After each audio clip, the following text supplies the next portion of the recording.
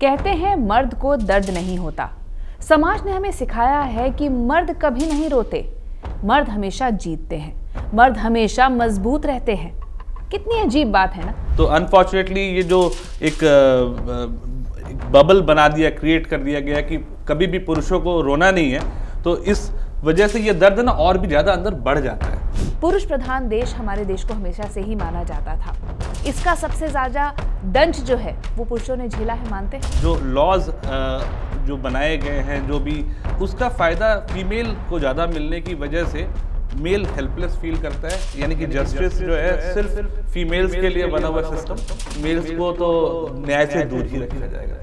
Mail के लिए करना बहुत मुश्किल है। अगर वो इस सर्कल में, फॉल्स केसेस के सर्कल में आ जाता है तो उसके लिए सिर्फ एक ही एग्जिट बनता है, वो है सुसाइड। जहाँ पर 498 और रेप केसेस, पॉश, इसका मिसयूज किया जा रहा है फीमेल के द्वारा, और 80 से 85% केसेस जो हैं सारे फॉल्स एलिगेशंस के बेस पे होते हैं। तो अननेचुरल प्रेशर क्रिएट किया जाता है और उस प्रेशर को सस्टेन जो लोग नहीं कर पाते हैं, अनफॉर्चुनेटली सुसाइड करना पड़ता है। पर बहुत बड़ा वर्ग एक ऐसा भी है जो ये सोचता है कि अगर मैं अपनी परेशानी को लेके आगे बढ़ूंगा तो कहीं मेरी मर्दानगी के ऊपर सवाल उठेंगे या मेरे मर्दपन के ऊपर जो है लोग हंसेंगे। मेरे पास लिटरली ऐसे मेल्स भी आए जो अपने घर पे जाने से डरते थे।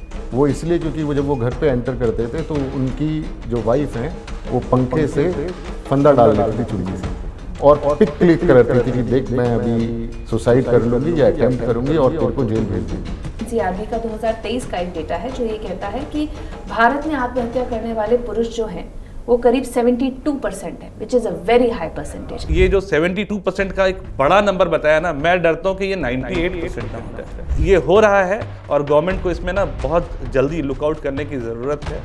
महिलाओं के लिए कानून है protection for women from domestic violence, right. इस तरीके के कानून महिलाओं के लिए हैं, मर्दों के लिए कोई कानून नहीं है। जब महिलाएं हर फील्ड में बहुत आगे बढ़ रही हैं, आप देखते हैं ड्यूअल इनकम अब बहुत ज़्यादा कॉमन हो गई है, बट समाज का हमारा रुख अभी भी यही है कि अगर महिला काम नहीं भी कर रही है तो कोई बात नहीं, लेकिन अगर घर का आदमी काम नहीं कर रहा है तो ये सामाजिक बहुत बड़ा मुद्दा बन जाता है। ये जो लॉ है मेंटेनेंस का, ये बहुत ही गड़बड़ है। जब डिवोर्स तक ये मैटर जाता है तो मेंटेनेंस का जो क्लॉज है वो हमेशा फीमेल फोकस्ड होता है। फीमेल को मेंटेनेंस मिलेगा ही मिलेगा।